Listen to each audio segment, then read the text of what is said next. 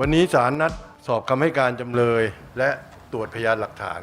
คดีนี้เนี่ยเขาฟ้องคุณในกรณีที่ว่าร่วมกันหมิ่นประมาทและความผิดตามพระราชบัญญัติการกระทำความผิดเกี่ยวกับคอมพิวเตอร์จำเลยทั้ง4ไม่ได้กระทำความผิดตามที่ฟ้องขอให้การปฏิเสธและขอต่อสู้คดีค่ะกระทำตามหน้าที่โดยกฎหมายค่ะแต่ไม่ได้นำเข้าข้อมูลทางคอมพิวเตอร์ค่ะขอหมายเรียกเอกสารมาให้เพิ่มเติมก่อนบรรณัฐโอเคครับ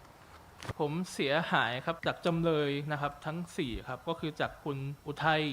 คุณประวิทย์คุณประสิทธิ์แล้วก็ทางสำนักข่าวโลนิวครับพระดอนแก้วลือชาอายุ47ครับอยู่บ้านเลขที่5ครับเป็น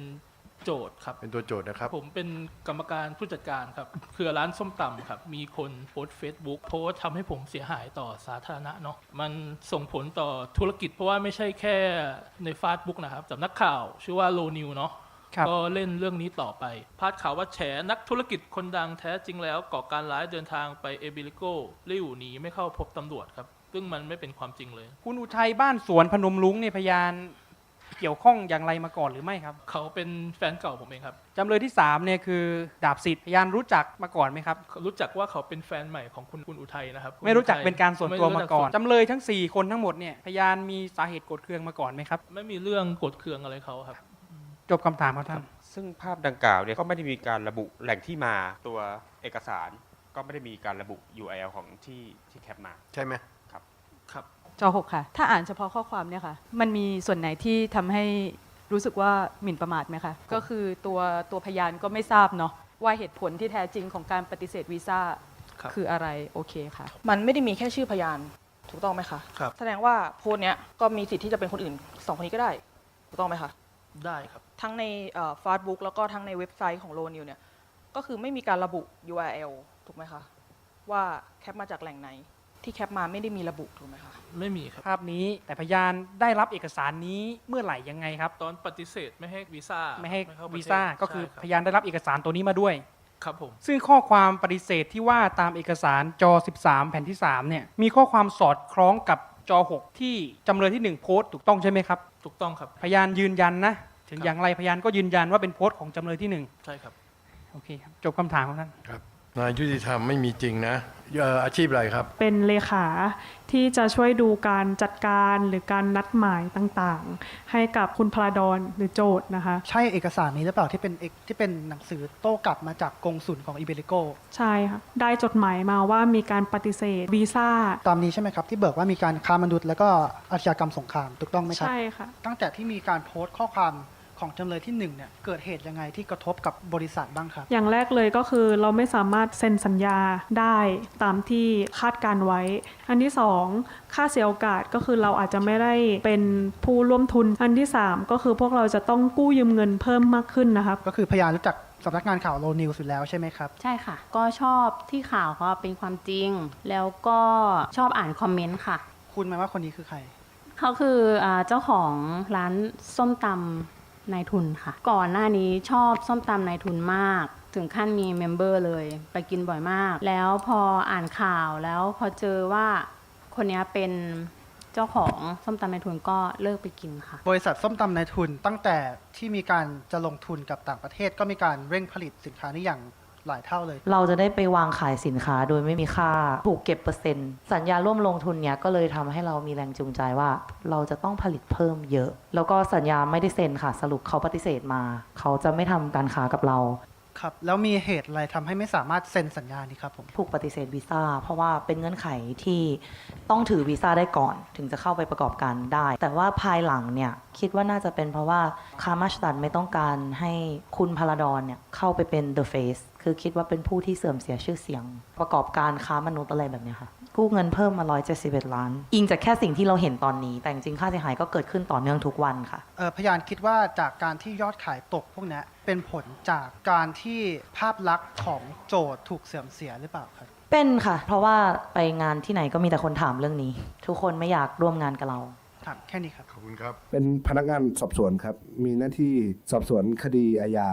มีการกล่าวหาว่าจำเลยได้นำข้อมูลหมายจับไปเผยแพร่ ตัวผมเป็นผู้ออกเอกสารตัวนี้นะครับ เป็นหมายเรียกผู้ต้องหานะครับ ได้มีการดำเนินการอย่างไรกับหมายตัวนี้ ผมปริ้นออกมา2ฉบับครับฉบับหนึ่งเก็บไว้ในสำนวนอีกฉบับหนึ่งเนี่ยครับผมก็ส่งให้กับผู้ที่มีอำนาจในการจัดส่งหมาย ก่อนหน้านี้มีใครได้มาขอตรวจสอบคอมพิวเตอร์ของจำเลย อ๋อใช่ครับโจทย์นะครับมาขอเข้าถึงคอมพิวเตอร์ ผมก็อนุญาตเข้าไปนะครับเพราะว่าไม่มีอะไรปิดบัง มีคนมาตรวจสอบคอมพิวเตอร์พยานเนี่ยพยานได้อยู่ต่อหน้าคอมพิวเตอร์ระหว่างที่เขาตรวจสอบหรือเปล่า ไม่ได้อยู่ครับแล้วก็ถึงผมอยู่ผมก็ไม่รู้เรื่องอยู่ดีนะ จอ6เนี่ยที่เขากล่าวอ้างมาเนี่ยเฟซบุ๊กอันเนี้ยครับเป็น Facebook ของใครครับ เป็น Facebook ของจำเลยค่ะ ครับ ไม่ได้โพสต์ใน Facebook อันนี้แต่ว่า Facebook อันนี้ถึงเป็นของพยานจริง แต่ว่า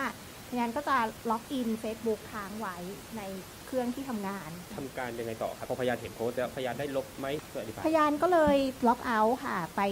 ตั้งค่าล็อกเอาท์ออกจาก Facebook ทุกอันเลย แต่ว่าไม่ได้ลบ พยานเนี่ยรู้จักกับรองประวิตรใช่ไหมคะจำเลยที่ 2 ใช่ค่ะไม่ได้สนิทแต่เห็นกันตามงานบุญนะคะ แล้วก็ไปทานข้าวด้วยกันบ้าง สรุปก็คือเคยเป็นแฟนกับโจทย์เคยคบหากันถูกต้องไหมเคยลงรูปเขาด้วยเนี่ย ไม่เคยเป็นแฟนแต่รู้จักกันเฉย สรุปว่ารู้จักกันใช่ไหม ๆคือรู้ว่าคนนี้ชื่อพาราดอนค่ะเขาเป็นเซเลบเราอาจจะมีการลงรูปบ้าง แต่ว่าไม่ได้รู้จักหรือว่าคบหากับนายพาราดอนค่ะ ชัดเจน พยานทำหน้าที่อะไรบ้างในสอนอบางกะปิซ้ ครับผมเป็นนายตำรวจจราจรนะครับก็ไม่ค่อยได้เข้าไปที่สน.ก็จะดำเนินการจราจรอยู่แถวแยกแคราย ำคุณรู้จักจำเลยที่ คุณอุทัยใช่ไหมครับครับรู้จักกันอยู่ 1คบหากัน เรียกว่าเป็นคนคุยนะครับ คนคุยเฉยๆแต่ไม่ได้มีความสัมพันธ์ฉันรู้สาวอะไรเนาะ ครับผม พยานเนี่ยเคยบอกจำเลยที่2ร้อยตำรวจเอกประวิตรใช่ไหมว่าจำเลยที่1คุณอุทัยเนี่ยเขาเป็นแฟนเป็นคนรักของพยานเคยบอกใช่ไหมครับ ก็บางทีเวลาดื่มด้วยกันอาจจะเผลอพูดไปครับครับผม คิดว่าเคยบอกนะเคยบอกนะสรุปนะ ยาคะตัวบริษัทโรนิวที่เป็นจำเลยที่4เนี่ยประกอบธุรกิจเกี่ยวกับอะไรคะ ประกอบธุรกิจเกี่ยวกับเป็นสื่อค่ะเราเป็นสื่อโฆษณาแล้วก็มีสื่อมีช่องทีวี นักข่าวของเราเนี่ยปฏิบัติตามมาตรฐานทางวิชาชีพข่าวหรือไม่ นโยบายของบริษัทเราเนี่ยก็คือเราจะมีการตรวจสอบเทสพนักงานในทุกๆปี ตามมาตรฐานของจรรยาบรรณสื่อคือมันเป็นเรื่องปกติมากที่สื่อจะโดนฟ้องนะครับเราก็ให้ทางทีมบรรณาธิการเนี่ยไปตรวจสอบติดต่อตรวจสอบกับแต่ละแหล่งข่าว แต่ว่ายังไม่ได้รับการตอบรับมาเลยครับ ข่าวเนี่ยในเพจของเราจริงไหม คือเรื่องปรากฏข่าวในเพจเราจริงไหมนะถ้าในตามเอกสารเนี่ยดิฉันไม่ยืนยัน จะมีวิธีการที่เรียกว่า chain of custody ครับเก็บหลักฐานข้อมูลตั้งแต่แรกจนถึงเสร็จสิ้นการเก็บหลักฐานทำสำเนาคัดลอกข้อมูลใช้บุคคลมีประสบการณ์มีความเชี่ยวชาญจัดเก็บข้อมูลแต่ละอย่างเป็นอย่างไรบ้าง มีค่าแฮชหรือลายน้ำของข้อมูลเป็นเช่นไรบ้าง ตั้งแต่ต้นทางถึงปลายทางไทม์ไลน์หรือว่าลำดับเหตุการณ์เป็นเช่นไรบ้างไปจนถึงการ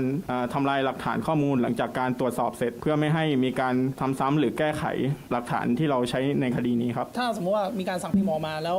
จะทำไงให้พยานเชื่อได้ว่าเป็นหลักฐานที่พิมพ์มาจากฝ่ายนั้นจริง ก็ต้องมีการทำแฮ ต้อ ช งมี ชิ่ง การทำให้ชิ่งเหมือนเนาะ วันเวลาที่พิมพ์ออกมาแล้วก็มี URL กำกับอยู่ด้วยครับ จะต้องให้คนพิมพ์เส้นลายเส้นอะไรก่อนไหมหรือไง ถ้ามีก็ดีครับ จ6นะจ6แผ่นที่3เห็นเป็นอะไร หมายเรียกผู้ต้องหาครับไม่มีข้อมูลระบุเลยครับมีแค่ข้อมูลรูปภาพอย่างเดียว หน้าสุดท้ายของจ7นะอธิบายหน่อยมันคืออะไร เป็นการโพสต์ Facebook แล้วก็หมายเรียกซึ่งไม่ได้บอกแหล่งที่มาของข้อมูลในโพสต์ด้วยครับ จากที่ดูมันทั้งหมดเนี่ยเหมือนพยานจะบอกว่ามันไม่สามารถที่จะฟังได้เลยดูสรุปให้ฟังให้ศาลฟังหน่อยว่ามันเพราะอะไร สรุปก็คือข้อมูลไม่สามารถเชื่อถือได้ 100% ครับ อืม